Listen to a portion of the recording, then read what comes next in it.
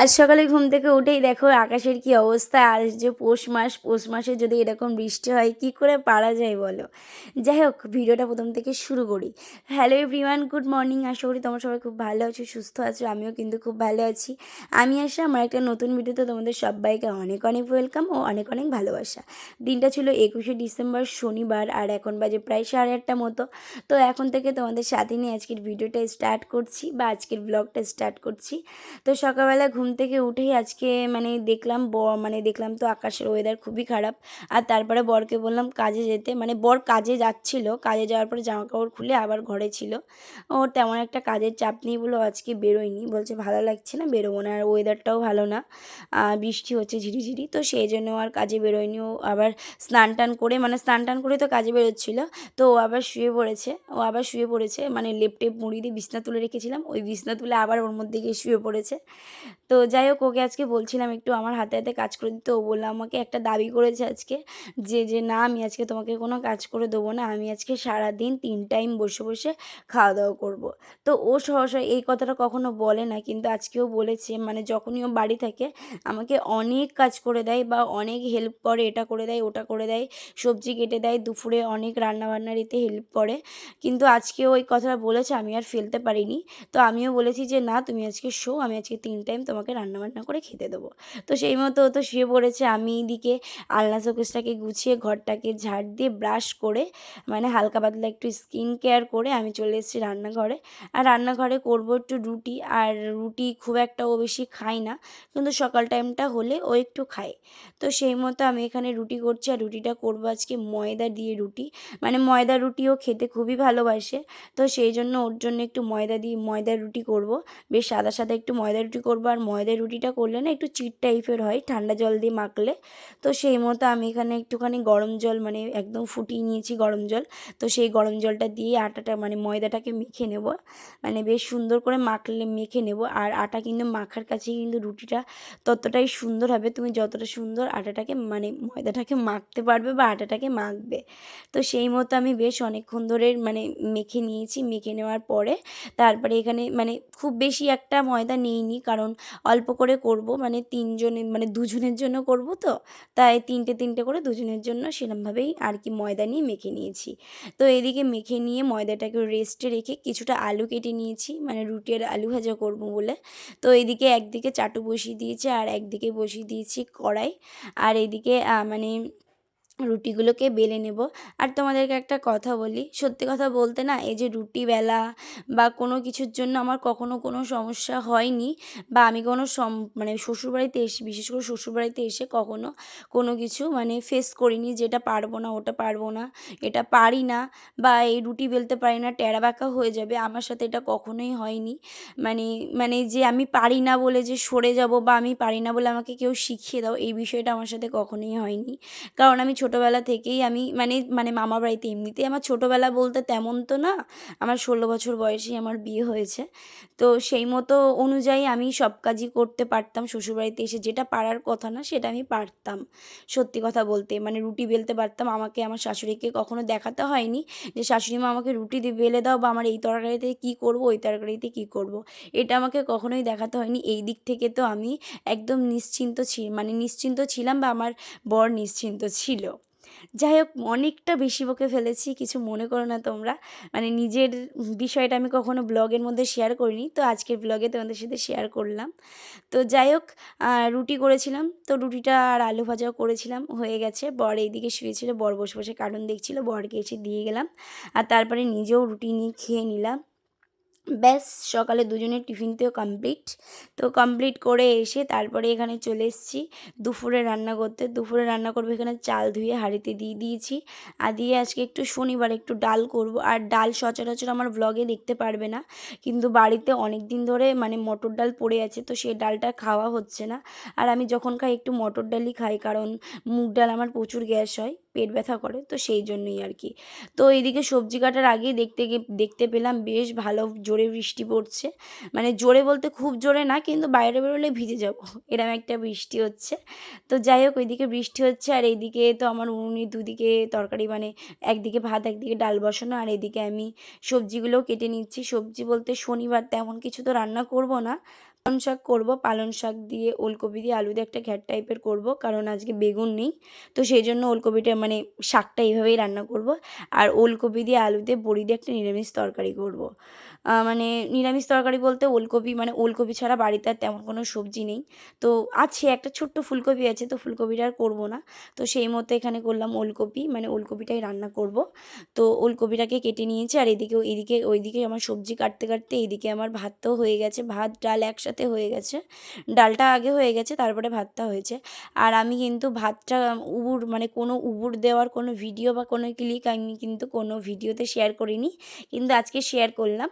মানে ওই যে কাঠের মধ্যে মানে ভাতটা উবুর করতে বেশ সুবিধা হয়, আর কোনো সমস্যাই হয় না উবুর দিতে। আমি কিন্তু উবুর দিতে পারি, কিন্তু মানে ভয় লাগে যে পড়ে যাবে। তো সেই জন্য এটা কিনেছিলাম অনেক দিন আগে, 2 বছর আগে একটা মেলা থেকে, যখন মেলায় গিয়েছিলাম তো সেখানে 50 টাকা দিয়ে আমি ওইটা কিনেছিলাম। আমার ভীষণ হেল্প হয়, তো সেই জন্য আমি ওটা কিনেছিলাম। তো ভাত উবুর দিয়ে সবজি টবজি ধুয়ে এসে এইদিকে কড়া বসিয়ে দিয়েছি। কড়ার মধ্যে দিয়েছিলাম কিছুটা গোলমরিচ আর কিছুটা হচ্ছে গিয়ে জিরে। তো সেটাই কড়ার মধ্যে টেলে নিয়েছি বা ভেজে নিয়েছি হালকা কড়াইতে, ভাজা মশলা। তো যাই হোক ওইদিকে আমি ওটা ভেজে নিয়েছি, নিয়ে এইদিকে একটু করে মানে এইদিকে একটু ভেজে নেব বড়ি, মানে অনেক কটা বড়ি নিয়ে ভেজে নেব, যেহেতু দুভাগে তরকারিতে, তো সেই জন্য।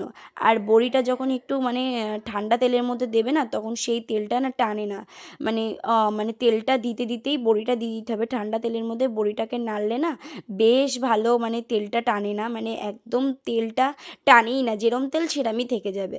তো এই ট্রিক্সটা আমি একটা ভিডিওতে দেখেছিলাম, তো সেই ট্রিক্সটা আমিও কিন্তু মাঝে মধ্যে কাজে লাগাই। মাঝে মধ্যে না, ওইভাবেই আমি ভাজি। যখন ভাজি আগে তেলটা গরম হয়ে যাওয়ার পর আমি বড়িটা দিতাম, কিন্তু এখন আর সেটা করি না। এখন তেলটা ঠান্ডা থাকতে থাকতে বড়িটা দিই। তাহলে কী হয় বলো তো, মানে তেলটা তেলই থেকে যায় আর বড়িগুলো বেশ লাল লাল হয়ে ভেজে উঠে আসে। তো উঠে আসে না, তুলে নিই।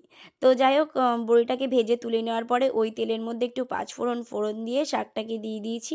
শাকটাকে ঢাকা দিয়ে তার মধ্যে একটু লবণ হলুদ দিয়ে ঢাকা দিয়ে নেব, মানে ঢাকা দিয়ে ধুয়ে দেবো, মানে তাহলে এটা সিদ্ধ হয়ে যাবে। ওলকপি আলু আর শাকটা বেশ ভালো মতো করে সিদ্ধ হয়ে আসবে।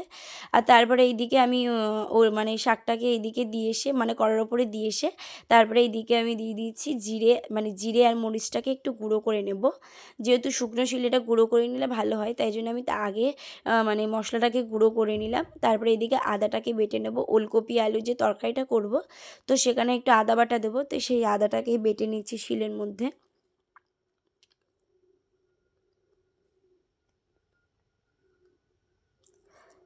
তো আদাটাকে বেটে নিয়ে এইদিকে আমার মানে জল থাকতে থাকতে আমি বড়ি ভেঙে দিয়ে দিয়েছিলাম, যেহেতু জল থাকতে থাকতে বড়িটা দিলে কী হয় বলো তো, বড়িটা সিদ্ধ হয়ে যায় আর খেতে বেশ ভালো লাগে। তো সেই মতো ওখানে দিয়ে দিয়েছিলাম, আর নামানোর সময় একটু চিনি দিয়ে বেশ ভালো করে ঘেঁটে লবণটাকে চেক করে নামিয়ে নিয়েছি শাকটাকে। তো শাকটা নামিয়ে নিয়ে কড়াটাকে একটু মানে কড়াটাকে ধুয়ে নিয়ে এসে তার উপরে দিয়ে দিয়েছি, মানে তার উপরে তেল দিয়ে তার মধ্যে একটু জিরে ফোড়ন দিয়ে আমি ওলকপি আর আলুটাকে দিয়ে দিয়েছি। আর ওলকপি আলুটা সিদ্ধ হতে সময় লাগে, তো সেই জন্য আমি একটু ঢাকা দিয়ে দিয়েছি। ঢাকা দিয়ে একটু তরকারিটা নরম হয়ে আসলে তার মধ্যে দিয়ে দেবো, মানে আগে লবণ দিয়ে দিয়েছিলাম, লবণটা দিয়ে ঢাকা দিয়েছিলাম।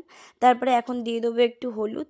তো হলুদটা মানে তরকারিটা থেকে যখন জল বেরোবে তখন হলুদটা দিই, কারণ আমি মানে আমার মামিদের দেখেছিলাম যে তরকারিটা মজে আসলে তারপরে হলুদটা দেয়, নাহলে নাকি পুড়ে পুড়ে মতো যায়। তো সেই জন্য আর মামি হলুদটা কিন্তু জলটা বেরোলে তরকারি থেকে জল বেরোনোর পরে হলুদটা দেয়।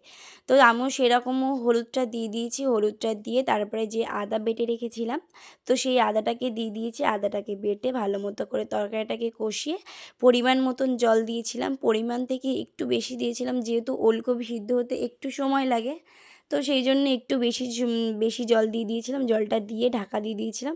আমার তরকারিগুলো সিদ্ধ হয়ে গেছে, এবার আমি বড়িগুলো দিয়ে দেবো।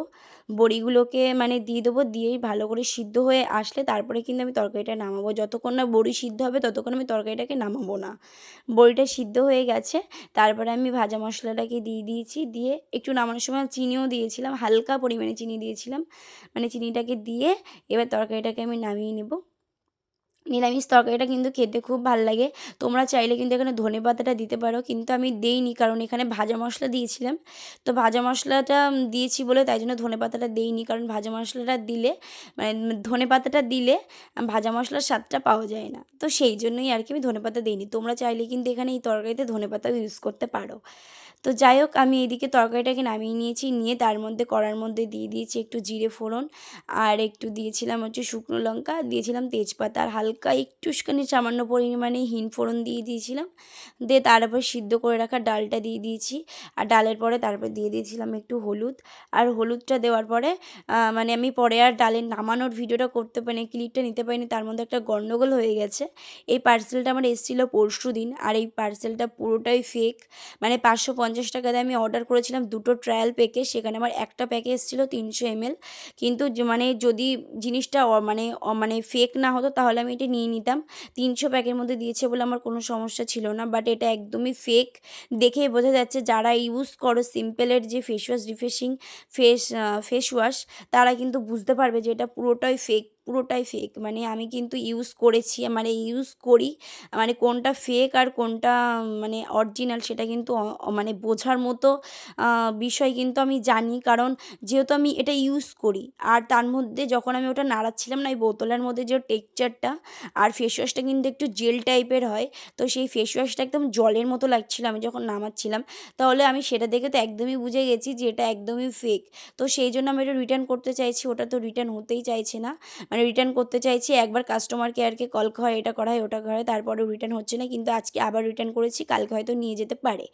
তো যাই হোক, আমি স্নান টান করে ওই ঝামেলাটা তো মিটে গেল। বর কিন্তু অনেক কথা বলেছে, মানে ওই দাদাটাকে অনেক কথা বলেছে যে আমি এইভাবে অর্ডার করেছি, এভাবে কেন এসছে। তো আমাকেও বকেছিল, মানে আমি কিন্তু রিভিউ দেখেই কিন্তু, কারণ আমাকে বলার কোনো লাইন নেই, আমাকে যে ছোটো বড়ো কথা বলবে সেটার কোনো বিষয় নেই, কারণ আমি ওটা রিভিউ দেখে কিন্তু ওটা অর্ডার করি। আর আমি কোনো জিনিস যখন দেখি তখন ওটাকে রিভিউ দেখেই তারপরে অর্ডার করি। আর যেটাতে রিভিউ দেওয়া থাকে না, যেই প্রোডাক্টের রিভিউ দেওয়া থাকে না, আমি সেই প্রোডাক্ট কিন্তু নিই না। রিভিউ দেখে ওটা অর্ডার করেছি। 550 টাকা দুটো ট্রায়াল প্যাকে আসার কথা, কিন্তু ওটা আসেনি। আমি ভেবেছিলাম হয়তো অফারে পাচ্ছি তাই কম দাম, কিন্তু এরকম ফেক আসবে আমি কিন্তু বুঝতে পারিনি। তো যাই হোক, ওটার ঝামেলা মিটে গেছে। ওটার ঝামেলা মিটে যাওয়ার পরে দুজনে এখন ভাত নিয়ে বসে পড়েছি। মানে মানে 550 টাকা না হলেও সে বিষয়টা যদি 100-150 টাকা হতো তাহলে নিয়ে ছেড়ে দেওয়া যেত। বাট 550 টাকা একটা মানে একটা দিনের আমাদের রোজের ইনকাম। তো সেইটা যদি না পাওয়া হয় তাহলে কতটা গায়ে লাগে বলো। তো যাই হোক, আমরা দুজন কার্টুন দেখতে দেখতে বেশ খাওয়া দাওয়া করে নিচ্ছিলাম। আর খাওয়া দাওয়া করে নিয়ে জায়গাটাকে মুছেও নিয়েছি, মুছে নিয়ে তারপরে এইদিকে বাইরে এসে দেখি বৃষ্টি হচ্ছে। ভেবেছিলাম যে বাসনগুলো মেজে নেবো, কিন্তু আর হলো না, কারণ বৃষ্টি হচ্ছে, বৃষ্টির মধ্যে তো আর মাজা যাবে না। আর যদিও বা যাচ্ছিলাম, বর বললো যে বৃষ্টির মধ্যে মাজতে হবে না, পরে মেজে নিও এক্ষুনি। তো সেই মতো আর মাজতে পারিনি। তোমরা বাইরে বেরোলে বুঝতে পারবে, মানে বাইরে মানে বৃষ্টিটা দেখলে বুঝতে পারবে যে ভালোই বৃষ্টি হচ্ছিলো, পুকুরটার দিকে দেখলে বুঝতে পারবে। তো আমি আর সেই জন্য আর বাসনটা মাজি না, এই বাথরুমে এসেছিলাম। তো যাই হোক, এখন একটু মানে এখন যে ঘরে যাব, ঘরে গিয়ে এখন একটু শুয়ে পড়বো, যেহেতু বৃষ্টি বৃষ্টি ওয়েদার। আর এখন আমার বৃষ্টি ওয়েদারে তো ভীষণ ঘুম পায়, আর আমার ঘুমাতে তো ভীষণ ভালো লাগে। তো বৃষ্টি ওয়েদারে এখন একটু ঘুমিয়ে নেব। আর বর তো কার্টুন চালিয়েই রয়েছে সারাদিন। তো যাই হোক, এখন বাজে প্রায় সাড়ে ছটা মতো, সাড়ে ছটা বাজে, হ্যাঁ সাড়ে ছটার মতো বাজে। তো এখন তোমাদের মানে এখন ঘুম থেকে উঠলাম, আর এখন তো সন্ধেবেলা। আর সন্ধেবেলা তো আমার একটা কিছু খেতেই লাগে, না খেলে আমি বাঁচি না। সন্ধেবেলা আমার কিছু একটা খেতে দিতেই হয়, যেই জিনিসই হোক না কেন। আমার তো ভীষণই ভাল লাগে সন্ধেবেলা কোনো কিছু, মানে সারাদিন না খেতে দাও কোনো সমস্যা নেই, বাট সন্ধেবেলা আমি কিছু একটা খেতেই লাগে। যাই হোক, সেই মতো দুজন মিলে এখন বেরিয়ে গেছি, মানে বাড়ির রাস্তার এই রাস্তাতে এখন বিক্রি হচ্ছে, মানে এটা হচ্ছে বৈষ্ণবের দোকান। তোমরা যদি বলে থাকো যে শনিবার বাইরের জিনিস কেন খাচ্ছ, তো এটা বলবো হচ্ছে এটা বৈষ্ণবদের দোকান, যেখানে পেঁয়াজ রসুনের কোনো আঁচই লাগে না, মানে পেঁয়াজ রসুন থাকেই না। তো সেইখান থেকেই আমরা কিনে নিয়ে এসেছি বেগুনি, আরও কী কী কিনেছি, যাই হোক কিনেছি অনেক কিছুই। তো সেটাই তোমাদের সাথে দেখাই কী কী কিনেছি। ফার্স্টে এখানে 100 গ্রাম মতন বেগুনি কিনেছি, ছোটো ছোটো বেগুনি, এখানে শ হিসাবে বিক্রি হয়। তো সেই এখানে সম্পূর্ণ যা যা দেখছো সব কিছু কিন্তু নিরামিষ, কারণ এটা বৈষ্ণবদের দোকান থেকে নেওয়া। আর বৈষ্ণবদের দোকান থেকে নেওয়া মানে এটা তো পুরোটাই নিরামিষ, ওরা কিন্তু নিরামিষই খায়। আমরাই আমাদের বাড়ির পাশেই বাড়ি মানে ওদের বাড়ি। তো মানে নিয়েছিলাম 2টো সিঙ্গাড়া, 3টে আলুর চপ আর 100 গ্রাম বেগুনি। তো সেটাকেই আমার শাশুড়ি মাকে দিয়ে আসি। আর আগের একটা ভিডিওতে আমাকে একজন কমেন্ট করেছিল যে তোমার শাশুড়ি মা কোথায়? আমার শাশুড়ি মা বাড়িতেই থাকে, শুধু আমরা আলাদা খাই বলে আমার শাশুড়ি মা আর আলাদা খাই। তো সেই জন্য আমার শাশুড়ি মা কিন্তু ভিডিওতে তেমন একটা দেখতে পাও না। আর তারপরে কথা হচ্ছে, আমার শাশুড়ি মা একটু ভিডিওর মধ্যে বা ফটোর মধ্যে আসতে চায় না বলে আমি আর নিতেও চাই না। তাই তোমরা আমার শাশুড়ি মাকে দেখতে চাও না, মানে দেখতে পাও না। যাই হোক, তারপরে এইদিকে ঢালাঢালি করে শাশুড়ি মাকে দিয়ে এসে ওইদিকে আমি গিয়েছিলাম একটু দুধ চা করতে। আমার শাশুড়ি মা কিন্তু চা খায় না, তো সেই জন্য আমার শাশুড়ি মায়ের জন্য চা করা হয়নি। আমরা দুজনের জন্য চা করেছিলাম, একটু গাঢ় দুধের চা করেছিলাম দুজনের জন্য। তো চা করে নিয়ে এসে এখন দুজন মিলে একটু সন্ধ্যাবেলা টিফিন করে নিচ্ছি। তো চলো, আজকের ভিডিওটা আমি এখানটায় এন্ড করছি। তো ভিডিওটা কেমন লাগলো অবশ্যই তোমরা জানিও, আর ভিডিওটা ভালো লাগলে অবশ্যই একটা লাইক কমেন্ট শেয়ার করে দিও। আর আমার চ্যানেলে নতুন হয়ে থাকলে একটা সাবস্ক্রাইব করে দিও। আর জানো তো একটা ভিডিও করতে কতটা কষ্ট হয়, একটা ভিডিও বানাতে। তো তোমরা সেই বুঝে একটা সাবস্ক্রাইব করে দিও, লাইক করে দিও। দেখা হচ্ছে কোনো একটা নতুন ভিডিওতে। সবাইকে টাটা।